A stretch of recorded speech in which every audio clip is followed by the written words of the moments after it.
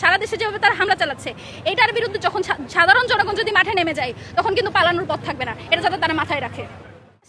এবং সবচেয়ে খারাপ লাগার জায়গা যেটা, জুবায়ের মোসাদ্দেক যে ছেলেগুলোর জন্য যারা ছাত্রদল করার কারণে গেস্ট রুমে যাদেরকে নির্যাতন করা হতো, এবং জুবায়ের মোসাদ্দেক যাদেরকে বাঁচিয়ে আনার জন্য যখন আওয়ামী লীগ তাদের উপর হামলা করতো, যাদেরকে মারিয়েছে সেই ছেলেগুলো আজকে জুবায়ের মোসাদ্দেকের গায়ে হাত তুলেছে।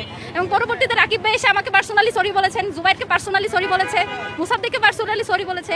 এই পার্সোনালি সরি বলার পর তিনি আবার দেখলাম প্রতিবাদ মিছিল করেছে। তো এই যে হিপোক্রেসির যে রাজনীতি, আমরা আশা করবো যে এটা থেকে তারা বের হয়ে আসবে। সারা দেশে যেভাবে তারা মব সন্ত্রাস চালাচ্ছে এবং ছাত্রদলের নেতাকর্মীরা হামলা করেছে, সেটা কিভাবে জনরোষ হয় আমি জানি না। যেভাবে মিডিয়াগুলো আপনারা যেভাবে ফ্রেম করছেন, আমরা আপনাদের কাছে এক্সপেক্ট করি যে আপনারা বস্তুনিষ্ঠ সাংবাদিকতা করবেন। যেটা ছাত্রদল সেটাকে ছাত্রদলই বলবেন, সেটাকে জনরোষ বলে বা মব বলে হচ্ছে আপনারা করবেন না। এখন তো আপনারা মবও বলছেন না, আপনারা বলছেন জনরোষ, জনগণের প্রতিক্রিয়া। সেখানে ছাত্রদল কর্মীরাই ছিল এবং তারা যখন আমরা ভিতরে ছিলাম তখন হচ্ছে মোসাদ্দেক জুবাইরের ফোন আমার কাছে ছিল। তারপরে তারা এইটা বলে তাদের গায়ে হাত তুলছিল যে তারা নাকি পোস্ট দিয়েছে, তাদের ছাত্রদলের হাতে চাপাতি আছে, অথচ এই ধরনের কোনো পোস্টই তারা করে নাই। ভিতরে যখন আমরা ছিলাম তখন আমি বলি ফোন আমার কাছে ওই ধরনের কোনো পোস্ট করেনি। তারপর তারা শান্ত হয়। এই যে এরকম এক ধরনের মব উস্কে দিয়ে যেভাবে হামলা করা হচ্ছে, এটা তো আজকে হয়তো ডাকসু প্রতিনিধিরা হামলার শিকার হয়েছে এবং তাদেরকে খুব সহজে ফ্রেমিং করা যাচ্ছে যে তারা শিবির।